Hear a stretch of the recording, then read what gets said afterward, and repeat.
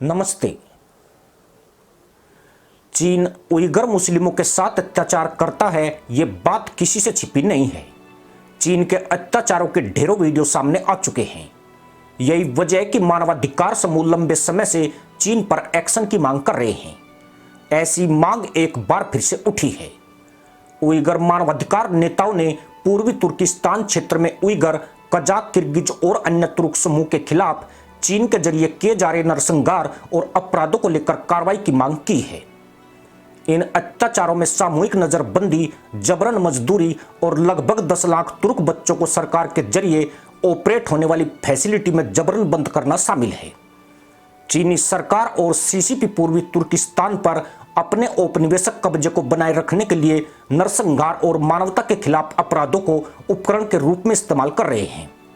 हैरानी की बात यही है कि एक भी माई का मुल्ला चीन के खिलाफ नहीं बोलता है, जबकि मुस्लिम देश भारत और इजराइल को ज्ञान बांटने का कोई मौका नहीं चूकते हैं।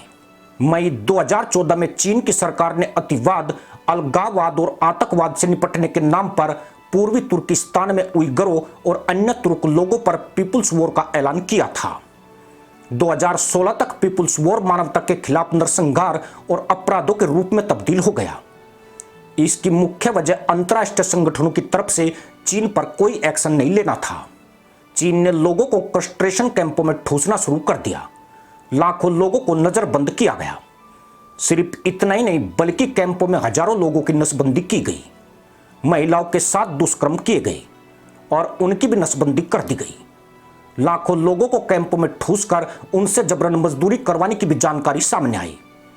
तुर्क और उइगर महिलाओं की चीनी पुरुषों से शादी करवाई गई।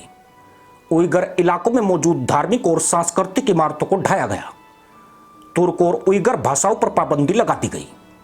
रिपोर्ट्स के मुताबिक करीब 10 लाख से ज्यादा उइगर मुस्लिम चीन की कैद में हैं। इसके लिए चीन ने सिंजियांग प्रांत में री एजुकेशन कैंप बनाया हुआ है।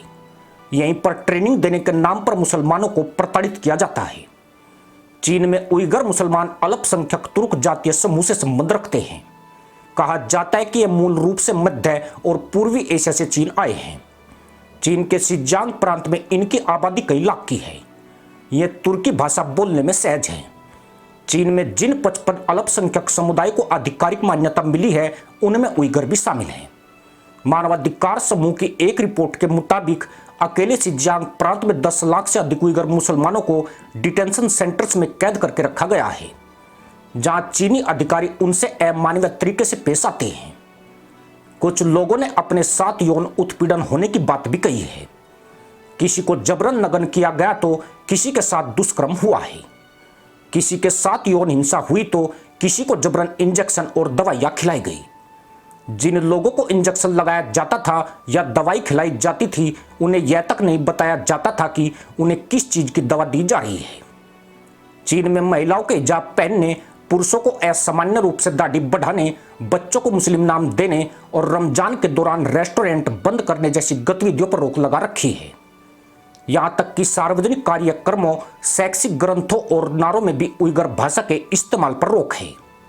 ये पहली बार नहीं है जब किसी रिपोर्ट में इस तरह के आरोप चीन पर लगे हैं।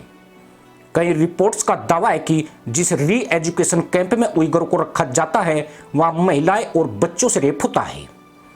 कई रिपोर्ट्स के अनुसार कैदियों को कई कई दिन तक भूखा भी रखा जाता है। इसके अलावा कैदियों की जबरदस्ती नसबंदी भी की जाती है। कैदियों को कोड़ों लात घूसों से पीटा जाता है। कई कई दिन तक उन्हें सोने नहीं दिया जाता है। छोटे बंकरों में भूखे प्यासे कैद कर दिया जाता है। अगर कोई भागने की कोशिश करता है तो उसे तुरंत गोली मार दी जाती है। उइगर मुसलमानों को प्रताड़ित करने की खबर दुनिया भर में चर्चा में रही है। चीन इन आरोपों को हमेशा नकारता रहा है। चीन कहता है कि इस कैंप में उइगर और दूसरे तुर्की अल्पसंख्यकों को शिक्षित किया जाता है, जिनसे वह कट्टरपंथ, चरमपंथ और अतिवाद के खतरों से बच सकते हैं। चीन की उइगर मुसलमानों से नफरत की वजह भी साफ है। दरअसल चीन के सिंजियांग प्रांत में उइगर मुस्लिमों की सबसे बड़ी आबादी रहती है। कथित तौर पर ऐसा कहा जाता है कि ये चीन से अलग होना चाहते हैं। चीन को यही डर सता रहा है। चीन में उइगरों को काफी अमानवीय यातनाएं दी जाती है। हालांकि उइगर मुसलमानों की संख्या बहुत बड़ी है। ये लोग मजदूरी करते हैं। ऐसे में चीन इन्हें कहीं भगाना नहीं चाहता है। इसी के साथ अनुमति दोस्तों, जय हिंद, वंदे मातरम।